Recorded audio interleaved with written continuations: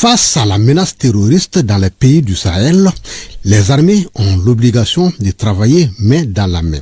C'est pour cette raison que les experts militaires des 3 pays de l'AES se sont retrouvés à Bamako pour 2 jours. Sous la houlette des chefs d'état-major généraux, ils ont ainsi élaboré un document consensuel pour marquer leurs liens de coopération. Ce document de base s'intitule « Projet de plan d'action défense et sécurité ». Après l'échec du G5 Sahel, dont nous étions membres, nous avons le devoir de tout faire pour réussir cette lutte contre le terrorisme, pour soulager les populations de la Confédération des États du Sahel et atteindre les objectifs fixés par les autorités politiques. Il s'agit de faire de ce partenariat entre nos armées un bel exemple de coopération sud-sud. Le projet de plan d'action défense et sécurité, fruit des travaux de Bamako, est signé et mis à la disposition des délégations des 3 pays. Il est question donc de mutualiser nos efforts dans le cadre donc de la lutte contre le terrorisme, aussi de la lutte contre la criminalité transnationale organisée.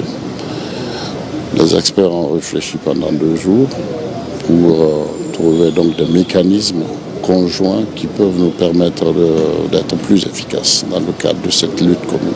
Il faut que les populations de l'AES restent résilientes, confiants à leurs dirigeants du moment, confiants à leurs armées et confiants à l'ensemble des forces de défense et de sécurité de ces 3 pays qui se sont engagés à lutter ensemble contre le terrorisme. Cette guerre finira. Bamako est donc le point de départ de cette coopération militaire entre les 3 pays de l'AES. Les experts promettent de rester en contact permanent pour apporter une réponse efficace à la question de la menace terroriste. Le ministère de la Défense et des anciens combattants, c'est l'ère des hommages après le mérite. Les officiers promis au grade supérieur, dont le ministre des tutelles, sont les bénéficiaires de cette cérémonie de reconnaissance. Par définition, le grade désigne l'aptitude à son titulaire d'occuper différents emplois. Ces différentes nominations sont une marque de confiance et la récompense du mérite des différents récipiendaires.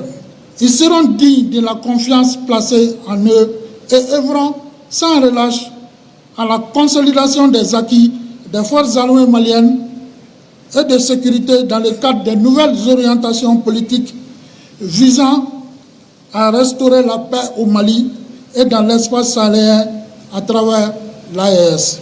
Après avoir remercié les autorités de la transition pour cette marque de considération à leur endroit, le porte-parole des récipiendaires a appelé les éléments des différents corps à plus d'engagement pour être parmi les élus de l'année prochaine.